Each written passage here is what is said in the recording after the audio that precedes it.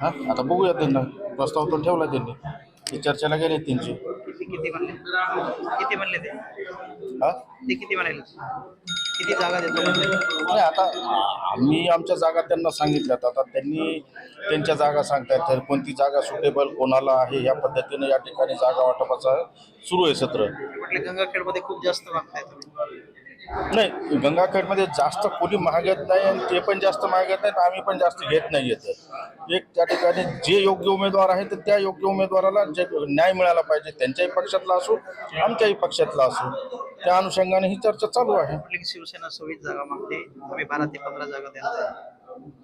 शिवसेना ही 25-26 जागा मागत नाही ज्या ठिकाणी शिवसेनेची ताकद आहे त्या ठिकाणी शिवसेना ही जागा मागते.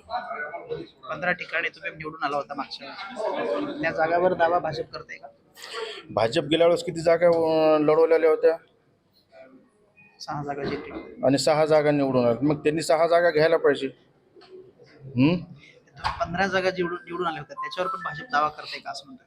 नाही नाही आम्ही भारतीय जनता पार्टीच्या कोणत्याही जागेवर आम्ही दावा करत नाही उलट ते आमच्या जागेवर दावा करतात कारण त्यांचं संख्याबळ गेल्या वेळेस सर पाहता त्यांचं भारतीय जनता पार्टीचं 5 आहे आणि आमचं त्यावेळेस आमचं 13 होतं 15 होतं अशा सगळ्या गोष्टी आहेत.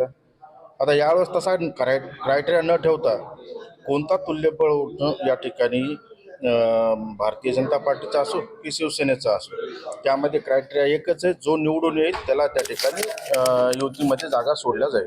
पिंगळी सुद्धा भाजप मागते असं कळलं पिंगळीवर सुद्धा भाजप दावा करते नाही भारतीय जनता पार्टी ही पिंगळीवर दावा ठोकत नाही आहे कारण त्यांना तसा सुटेबल उमेदवार त्या ठिकाणी नाही आहे. झरीच्या बाबतीमध्ये त्यांचा आग्रह चाललेला आहे पण त्या ठिकाणी सुद्धा आमचा त्या ठिकाणी सुद्धा सक्षम असा उमेदवार त्या ठिकाणी आहे. गंगाखेड मधल्या कुठल्या जागा तुम्ही मागताय कुठले उमेदवार आहेत म्हणजे त्यांना असं का म्हणताय की भाजप शिवसेना गंगाखेड मधल्या जास्त जागा मागते त्या ठिकाणी आता माननीय संजयजी राठोड साहेब आणि त्यासोबतच माननीय बावनकुळे साहेब यांच्यावर फोनवरून चर्चा झाली त्या अनुषंगानं त्या ठिकाणी जागा वाटपामध्ये 2-3 जागेवरच त्या ठिकाणी तिढा आहे तो निश्चित आता ह्या 1-2 तासामध्ये तो सुटणार आहे. दुसरी बैठक आहे हा लगेचच दुसरी बैठक तुम्हाला 5 वाजेपर्यंत पत्रकार परिषदेच्या माध्यमातून आम्ही कळून देऊ.